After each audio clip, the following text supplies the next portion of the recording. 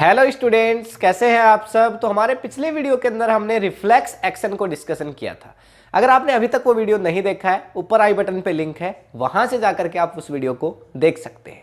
आज के वीडियो के अंदर हम डिस्कशन करने वाले हैं नर्वस सिस्टम के बारे में, ह्यूमन नर्वस सिस्टम। और वैसे सच में ये बहुत ही इंटरेस्टिंग टॉपिक है। ऐसा क्यों है? क्योंकि आपका ब्रेन कैसे काम कर पाता है। देखिए, आप तरह तरह की एक्टिविटीज करते हैं, आप चल पाते हैं, आप लिख पाते हैं, आप दौड़ पाते हैं, आप एक्सरसाइज कर पाते हैं, बेसिकली आप रीड कर पाते हैं, रीडिंग कर पाते हैं, आप मूवीज देख पाते हैं, आपका हार्ट बीट अपने आप बीट करता रहता है। वोमिटिंग आती है तो आपको पता चल जाता है कि वोमिट होने वाला है। तो आपको पेन होता है तो आपको पता चल जाता है। हेयर कट होता है पर पेन नहीं होता। इतनी सारी तरह तरह की एक्टिविटीज आपकी बॉडी करती है। तो ये सब किसके थ्रू हो पाता है? Nervous system, human nervous system. तो सच में ये बहुत इंटरेस्टिंग टॉपिक है। तो अगर पहले आप ब्रेन को स्टडी कर चुके हैं, पढ़ चुके हैं, तो ये आपका एक क्विक रिवीजन हो जाएगा। और अगर आपने नहीं देखा है अभी तक ब्रेन के बारे में, ब्रेन को अभी तक आपने नहीं पढ़ा है, तो ये बेसिकली स्टार्टिंग है। आज मैं आपको केवल ये बताऊंगा कि आपकी एनसीईआरटी के अंदर चीजों को किस तरह से कैटेगराइज किया हुआ है नर्वस सिस्टम के लिए, किस तरह से ब्रेन है, फिर यहाँ पे ब्रेन के बेसिकली कौन कौन से पार्ट्स हैं, नर्वस सिस्टम के कौन कौन से पार्ट्स हैं, ये सारे कुछ आज के वीडियो के अंदर हम डिस्क्राइब करेंगे एक शॉर्ट लेवल पे। उसके बाद हर एक चीज को मैं, ब्रेन को, स्पाइनल कॉर्ड को, प्रिवेलियन नर्वस सिस्टम को, इन सभी को मैं डिटेल में स्टडी करूंगा आगे आने वाली वीडियोज के अंदर। जैसा कि आपको पता है ये हमारा फोर्थ पार्ट है इस चैप्टर के लिए। तो यहां पे स्टार्ट करते हैं। देखिए, सबसे पहली बात यहां पे आती है human nervous system. Nervous system क्या है? ये वो सिस्टम है जिसका हम यूज करते हैं इंफॉर्मेशन को एक जगह से दूसरी जगह भेजने के लिए। जगह का मतलब क्या? हमारे घर से कहीं दूसरे घर में नहीं, ऐसा नहीं है। हमारी बॉडी के अंदर ही, यानी हमने किसी चीज को टच किया तो इंफॉर्मेशन यहां से ब्रेन के पास जाएगी, ब्रेन से वापस से हमारी बॉडी किस तरह से एक्टिव होगी, उसके बाद हमारा एक्शन क्या होगा उस बेसिकली इंसिडेंट पे, ये सब इंफॉर्मेशन हमारी बॉडी के अंदर ट्रांसफर करने के लिए ही ये सिस्टम है नर्वस सिस्टम, जो कि हमें सोचने समझने की पावर देता है। आपने वो स्टोरी सुनी होगी कि हाथी को एक जंजीर से बांध के रखा जा सकता है। क्या सच में हाथी के पास इतनी पावर नहीं होती कि वो उस जंजीर को तोड़ सके, उस चैन को तोड़ सके? पर वो क्यों नहीं तोड़ पाता? क्योंकि उसके पास आपके जैसा ब्रेन नहीं है। ऑब्वियसली अगर उसके पास आपके जैसा ब्रेन होता तो वो उस जंजीर को, उस चैन को तोड़ देता। लेकिन आपके पास तो है, तो इसीलिए इसी वजह से आप इतनी सारी अच्छी अच्छी एक्टिविटीज को कर पाते हैं, इतना सब कुछ सोच पाते हैं। तो देखिए, सबसे पहला बात आती है ह्यूमन नर्वस सिस्टम को कितने पार्ट्स के अंदर हम डिवाइड करें। तो मैं पहले भी इसके बारे में डिस्कस कर चुका हूं कि ह्यूमन नर्वस सिस्टम को हम दो पार्ट्स के अंदर डिवाइड कर सकते हैं। देखिए, पहला है सीएनएस और दूसरा है हमारे पास पीएनएस। अच्छा, सेंट्रल नर्वस सिस्टम पहला। तो यहां पे देखिए, ये हमने बना दिया है हमारा ब्रेन और ये हमने बना दी है स्पाइनल कॉर्ड। ये हमारा सेंट्रल पार्ट है, सेंट्रल नर्वस सिस्टम जिसको आप कह सकते हैं। ठीक है, ये क्या है आपके पास? सीएनएस। ठीक है। दूसरा यहां पे क्या होता है कि इस सेंट्रल नर्वस सिस्टम से बहुत सारी नर्व निकलती है। मैंने आपको पहले भी बताया। तो यहां से देखिए, नर्व गई हाथ में गई, ये दूसरे किसी पैर में चली गई होगी, ये पैर में चली गई होगी, ये बॉडी के किसी दूसरे पार्ट में गई होगी। तो डिफरेंट डिफरेंट टाइप्स की यहां से नर्व निकल करके जाती है स्पाइनल कॉर्ड से, ब्रेन से। ये जो पार्ट है इसको आप कह सकते हैं पीएनएस, प्रिफेरियल नर्वस सिस्टम। तो इस तरह से आपका जो ह्यूमन नर्वस सिस्टम है वो दो पार्ट्स के अंदर कैटेगराइज है, सीएनएस और पीएनएस। जो सेंट्रल नर्वस सिस्टम है उसको फिर से दो पार्ट के अंदर डिवाइड आप कर सकते हैं। मैंने पहले ही बताया। देखिए, ये वाला जो पार्ट है ये आप देख पा रहे हैं, ये क्या है? आपका ब्रेन है। ये आपका ब्रेन है और इसके पीछे आपकी तरफ क्या है? यहाँ पे आपकी जो बैकबोन है उसके अंदर एक चीज सेफ है, स्पाइनल कॉर्ड। देखिए, यहाँ पे दूसरा पार्ट, मैंने एक पार्ट लिखा हुआ है ब्रेन और दूसरा पार्ट मैंने लिखा हुआ है स्पाइनल कॉर्ड। अब इनको भी अलग अलग पार्ट्स के अंदर आप डिवाइड कर सकते हैं। बेसिकली स्पाइनल कॉर्ड को तो आप क्या ही आगे डिवाइड करेंगे, पर ब्रेन को आप आगे 3 पार्ट्स के अंदर डिवाइड कर सकते हैं। आप इस इमेज को देख सकते हैं जिसके अंदर आपको साफ साफ ब्रेन के 3 पार्ट नजर आएंगे। एक है आपका फोर ब्रेन, दूसरा है आपका मिड ब्रेन और तीसरा है आपका हिंड ब्रेन। 3 पार्ट होते हैं। ये सब कुछ मैं वही बता रहा हूं जो आपकी एनसीईआरटी के अंदर थ्योरेटिकल फॉर्म में लिखा हुआ है। ठीक है ना। मैं केवल आपको एक फ्लो चार्ट की हेल्प से उसको कैटेगराइज करने का ट्राई कर रहा हूं, ताकि एक फ्लो चार्ट की हेल्प से आप उसको याद रख सके सारी चीजों को। देखिए, यहां पे ब्रेन है, उसको हमने 3 पार्ट में डिवाइड किया। पहला है यहां पे फोर ब्रेन, दूसरा है हमारे पास मिड ब्रेन और तीसरा है आपके पास हिंड ब्रेन। मैंने कहा था कि आपका क्विक रिवीजन हो जाएगा इस वीडियो को देखने के बाद। अगर आपने पहले देखा हुआ है और नहीं देखा हुआ तो बहुत अच्छा समझ में आने वाला है। ये पढ़ने के बाद जब हम ब्रेन को पढ़ेंगे, ब्रेन के पार्ट फोर ब्रेन को पढ़ेंगे, मिड ब्रेन बेसिकली हमें नहीं पढ़ना है, हिंड ब्रेन को हम पढ़ेंगे, ठीक है। उसके बाद स्पाइनल कॉर्ड को पढ़ेंगे, नर्व्स को पढ़ेंगे, ये सारे पार्ट पढ़ेंगे तो आपको बहुत अच्छे से समझ आने वाले हैं। देखिए यहाँ पे पहला पार्ट यहाँ पे आता है फोर ब्रेन। इस फिगर के अंदर आपको फोर ब्रेन आपको साफ साफ नजर आ रहा होगा। जैसे मैं अगर ये इसको अपना ब्रेन बेसिकली कहूँ, ये पूरे वैसे तो क्या है, ये स्कूल है, ठीक है ना, स्कल इसको आप कह सकते हैं, क्योंकि आपका जो ब्रेन है वो बहुत इंपॉर्टेंट पार्ट है। मैं मान लो कुछ भी हुआ आपके साथ, आपका एक्सीडेंट हुआ, तुरंत क्या होगा, आपके ब्रेन पे मान लो चोट लगी, और ब्रेन इतना इंपॉर्टेंट पार्ट है कि इसके बिना तो कोई एक्टिविटी हम चल नहीं सकते, हम सीधे खड़े तक नहीं रह सकते। अगर इसको चोट लग गई तो क्या होगा। तो इसलिए आपका ब्रेन बहुत ही एक प्रोटेक्टिव वे के अंदर सेफ होता है, ठीक है ना। तिजोरी के अंदर जैसे सामान को नहीं रख देते, इंपॉर्टेंट चीज होती है उसको कहां रखते हैं, ले जाकर के सेफ में, तिजोरी में रख देते हैं। ठीक वैसे ये स्कल आपका क्या है, ये तिजोरी है जिसमें आपका ब्रेन रखा गया है। तो तिजोरी को बड़ा संभाल के रखिए, समझ गए ना। तो ये अगर आपका यहां से टूटा तो कई बार इस पे अटैक होता है, हल्का अटैक होता है तो कुछ इफेक्ट नहीं होता, पर कई बार स्कूल पे इतना अटैक हो जाता है किसी एक्सीडेंट वगैरह में कि आपके ब्रेन तक इंपैक्ट पहुंचता है। और ब्रेन तक जब इंपैक्ट पहुंचता है तो फिर आप जानते ही आगे क्या होगा, डेथ तक हो जाती है तुरंत उसी वक्त, ठीक है ना। तो अभी ब्रेन है, उसका पहला पार्ट यहाँ पे बहुत सबसे बड़ा पार्ट जिसको कहा गया है fore brain. Basically fore brain है ना, उसको भी यहाँ पे आगे दो पार्ट्स के अंदर आप डिवाइड कर सकते हैं। पहला पार्ट यहाँ पे मैं लिखूंगा सेरेब्रम।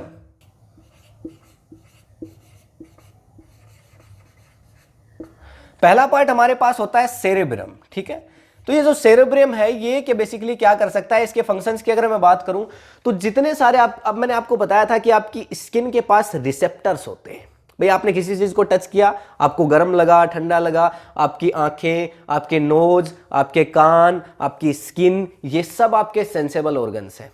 जो सोचने का पार्ट है ना, सोचने समझने का जो पार्ट है वो सब के सब करता है वैसे तो फोर ब्रेन। और फोर ब्रेन के भी दो पार्ट मैं आपको बता रहा हूं। पहला मैंने आपको बताया सेरेब्रम, ठीक है ना। जितनी भी चीजें आप सोच समझ के करते हैं, आप चलते हैं, ठीक है, आप दौड़ते हैं, आप लिखते हैं, आप सोचते हैं, ठीक है ना, कोई भी काम जो आप बेसिकली थिंक करके करते हैं, जिसमें थिंकिंग का पार्ट है वो पार्टिसिपेट है ही है, उसको आप कह सकते हैं कि वो कौन करता है, आपका फोर ब्रेन वाला पार्ट करता है। ये फर्स्ट पार्ट जो है फोर ब्रेन का ये करता है, ठीक है। अच्छा, इसके अंदर जो पहला पार्ट है सेरेब्रम, इसका इंपॉर्टेंट रूप से क्या वर्क होता है, तो आपकी लैंग्वेज, क्रिएटिव आइडियाज, आपका लिखना, आपका बोलना, चीजों को समझना, जिसके अंदर थिंकिंग अवेलेबल होगी, यहां पे ये पार्ट कौन कर रहा है, सेरेब्रम। ये फर्स्ट पार्ट का यही काम होता है। आप कहेंगे इसको नॉलेज का, बेसिकली रीजनिंग का आप कह सकते हैं। क्रिएटिव आइडियाज जो होंगे उनको सोचने का काम ये करेगा, ये वाला पार्ट जो सेरेब्रम जिसकी मैं बात कर रहा हूं। विजन का, देखने का काम इसी पार्ट के अंदर आएगा। उसका आपका टेस्ट का, राइटिंग का, ये मतलब लिखना, कोई खाना आपने खाया, फूड है वो कितना टेस्टी है कि कितना बेकार है, कड़वा है कि मीठा है, ये सब जो इंफॉर्मेशन है ये सोचने वाले पार्ट है। इनके अंदर यहां पे कौन होगा, आपका सेरेब्रम होगा। वहीं पे मैं दूसरा पार्ट एक और राइट डाउन कर देता हूं, हाइपोथैलेमस। तो ये आपके पास एक और पार्ट है हाइपोथैलेमस। हाइपोथैलेमस है, देखिए ये दो ही इंपॉर्टेंट पार्ट हैं जो आपके सिलेबस के अंदर हैं और जो आपको स्टडी करने हैं। फोर ब्रेन के यहाँ पे दो पार्ट हैं, एक तो क्या बोला मैंने, सेरेब्रम, और दूसरा मैंने क्या बोला, देखिए सेरेबेलम एक पार्ट होता है, कहां, हिंड ब्रेन का एक और पार्ट होता है सेरेबेलम, वो अलग पार्ट है। यहां पे मैं क्या बोल रहा हूं, सेरेब्रम, SCEREBRUM, ठीक है ना, इसमें एल का कोई रोल नहीं, उसमें सेरेबेलम, इसमें एल भी होता है।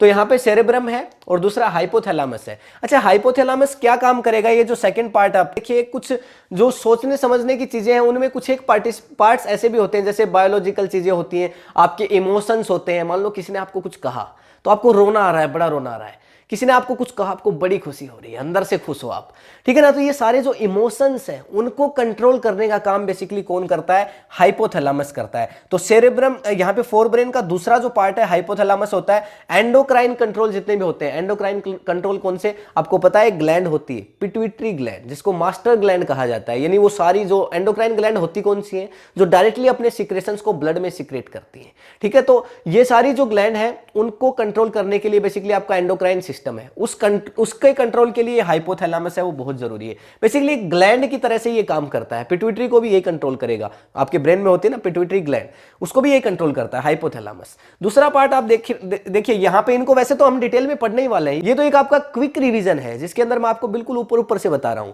इसको तो हम डिटेल में पढ़ेंगे, ठीक है ना। उसके बाद देखिए मिड ब्रेन है, ये आपको नहीं पढ़ना है। आपको क्यों नहीं पढ़ना है? क्योंकि ये आपके यहाँ पे सिलेबस के अंदर नहीं है, मिड ब्रेन आपको नहीं पढ़ना, ठीक है ना। छोटा सा पार्ट है, इस फिगर में आप देख पा रहे होंगे, ठीक है। और तीसरा यहाँ पे पार्ट आता है आपके पास हिंड ब्रेन।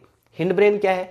ये ब्रेन का तीसरा और लास्ट पार्ट आप कह सकते हैं। इसके भी यहाँ पे 3 पार्ट होते हैं। इसके भी 3 पार्ट कौन कौन से होते हैं मैं आपके लिए यहाँ पे राइट डाउन कर देता हूं। देखिए हिंड ब्रेन के लिए पहला मैं लिख सकता हूं यहाँ पे पार्ट है वो पोन्स, ठीक है, पोन्स पहला पार्ट है। दूसरा यहाँ पे राइट डाउन कर देता हूं सेरेबेलम, मैंने कहा था ये सेरेब्रम है, अब आएगा सेरेबेलम, देखिए सेरेबेलम। और तीसरा जो पार्ट है वो आपके पास आ जाएगा देखिए मेडुला। तो यहां पे इसको मेडुला ओब्लंगेटा भी कहा जाता है। तो देखिए पहला मैंने कहा पोन्स, दूसरा मैंने कहा सेरेबेलम और तीसरा मैंने कहा मेडुला। ये 3 पार्ट मैं बता रहा हूं हिंड ब्रेन की। ये तीनों पार्ट मैं आपको किसके बताए? मैंने हिंड ब्रेन के बताए। अच्छा पहला पोन्स, इसका क्या काम है सर? ये ब्रीथिंग के अंदर आपकी हेल्प करता है, जो श्वास आप लेते हैं ना ये उसके अंदर आपकी हेल्प करता है, ब्रीथिंग प्रोसेस जितनी भी होती है, ठीक है, उसके अंदर ये आपकी हेल्प करेगा। पोन्स डिटेल में पढ़ने वाले हैं लेकिन ये क्विक रिवीजन है, ठीक है ना। शुरू में आपको बता रहा हूं कि आपको आखिर पढ़ना क्या क्या है इसके बारे में। उसके बाद देखिए सेरेबेलम। सेरेबेलम के बारे में आप कह सकते हैं ये बॉडी के पोस्चर और मेंटेनेंस, इसको तो अंडरलाइन कर लेना, बहुत बार क्वेश्चन पूछा गया है एग्जामिनेशंस के अंदर। बॉडी का पोस्चर एंड मेंटेनेंस मतलब आप सीधे खड़े रह पाते हैं ना और आपकी बॉडी मेंटेन रहती है। भाई एक आदमी का काम है बिल्कुल ऐसे सीधे एकदम सही तरीके से रहना है। आदमी ऐसे थोड़ी रहता है ना, ऐसे बिल्कुल टेढ़ा, ऐसे नहीं रहता ना। तो बिल्कुल एकदम सीधे रहना, आपकी बॉडी को मेंटेन रखना, ये काम है किसका? सेरेबेलम का। सेरेब्रम का नहीं है, याद रखिएगा। सेरेब्रम थिंकिंग प्रोसेस में पार्ट करता है, ये सेरेबेलम जो आपकी बॉडी का पोस्चर और मेंटेनेंस है उसको बनाए रखने का काम सेरेबेलम का है। उसके बाद देखिए मेडुला। मेडुला है, मेडुला ओब्लंगेटा भी इसको आप कह सकते हैं, पूरा नाम इसका मेडुला ओब्लंगेटा ही होता है। ये इनवॉल्यूंटरी एक्शंस में पार्टिसिपेट करता है। आपकी 2 तरह की एक्शंस होती है, एक तो वॉल्यूंटरी एक्शंस होती है, एक इनवॉल्यूंटरी एक्शंस होती है। इसके अंदर भी मैं आपको डिफरेंस बता देता हूं जब बात आ गई है। तो वॉल्यूंटरी एक्शंस वो होती हैं जो आप जानबूझ करके करते हैं। आपने एक चेयर को उठाया, पटक दिया दूसरी साइड, आपने जान के किया, आपने, मैंने यहाँ पे लिखा, मैंने खुद अपनी मर्जी से लिखा ना, जानबूझ करके लिखा, ठीक है। इनवॉल्यूंटरी एक्शन, आपको हार्ट बीट कर रहा है, करते जा रहा है। किसी ने कहा है कि आपको कि आपके हार्ट को बीट करिए, ठीक है ना, नहीं कहा ना, ये अपने आप करेगा। आप सो जाएंगे तो भी हार्ट बीट करता रहेगा। आपके मुंह से लार आने लगती है, आपके जैसे आपके सामने कुछ आया, ऐसे आपकी फेवरेट मिठाई आ गई, आपके मुंह से लार आ रही है, किसने कहा है आपको? नहीं कहा ना। ये सारी चीजें अपने आप हो रही हैं। तो ऐसी जो एक्टिविटीज होती है, ऐसी जो एक्शन होती है जो अपने आप हो जाती हैं, उनको कहा जाता है इनवॉल्यूंटरी एक्शंस, ठीक है। उसके लिए ये पार्ट रिस्पॉन्सिबल है मेडुला ओब्लंगेटा। तो मैंने आपको सीएनएस के बारे में 2 पार्ट बताए, brain, spinal cord. Spinal cord basically अपना एक जो आपकी बैकबोन के अंदर यहाँ पे सेफ होती है, जो आपकी बैकबोन है उसके अंदर जो स्पाइनल कॉर्ड है वो बिल्कुल सेफ रहती है आराम से, ठीक है ना। तो स्पाइनल कॉर्ड के बेसिकली कोई डिफरेंट पार्ट्स नहीं है, ठीक है। इसके पास से नर्व निकलती है, वो नर्व अभी आएंगी, ठीक है। दूसरा मैंने आपको ब्रेन बताया, ब्रेन के 3 पार्ट बताए। फोरब्रेन के 2 पार्ट है, सेरेब्रम और दूसरा हाइपोथैलेमस। मिड ब्रेन आपको पढ़ना नहीं है। हिंड ब्रेन के फिर से मैंने 3 पार्ट बताए, पोन्स, सेरेबेलम और मेडुला, ठीक है। अब यहां पे आ जाते हैं पीएनएस पे, प्रिफेरियल नर्वस सिस्टम। जो मैंने बताया ना ये साइड में नर्व्स जा रही है, ये क्या है?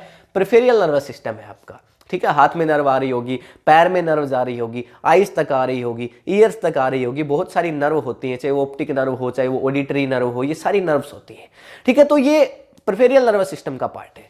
प्रिफेरियल नर्वस सिस्टम को 2 पार्ट में डिवाइड कर दिया गया है, देखिए नर्व्स में, और दूसरा ऑटोनोमिक नर्वस सिस्टम। इसको पूरा लिखेंगे तो क्या आ जाएगा? Autonomic nervous system.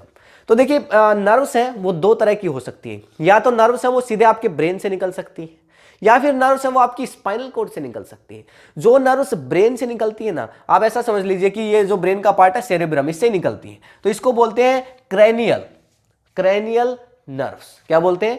Cranial nerves. Nerves को 2 पार्ट में डिवाइड किया है।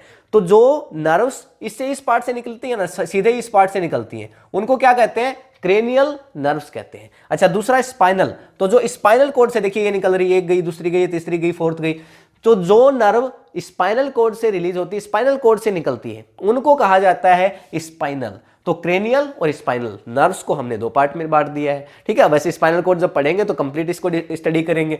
उसके बाद देखिए एटोनॉमिक नर्वस सिस्टम। एटोनॉमिक का मतलब क्या?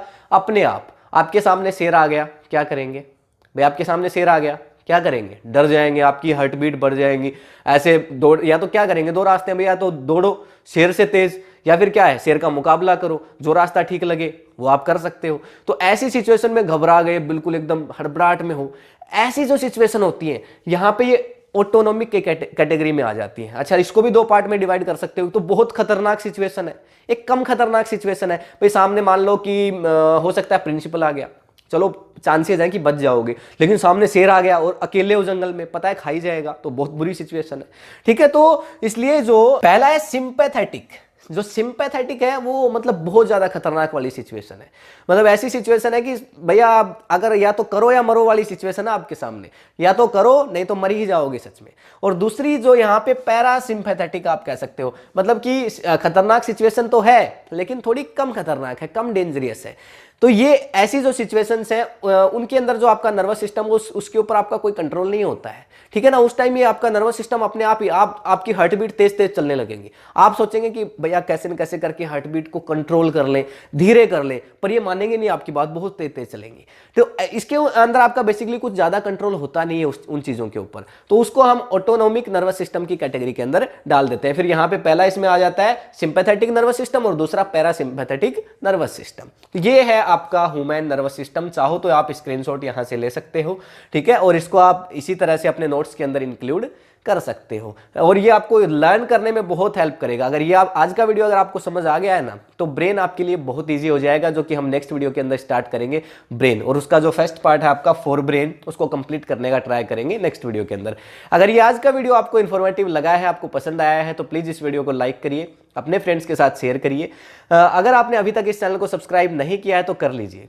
स्टूडेंट्स, आपका ही सपोर्ट है, आप जो लाइक्स करते हैं, आप जो कमेंट्स लिखते हैं, उससे हमें मोटिवेशन मिलता है।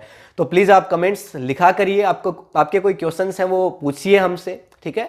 तो मिलेंगे नेक्स्ट वीडियो के अंदर, तब तक के लिए thank you, have a nice day.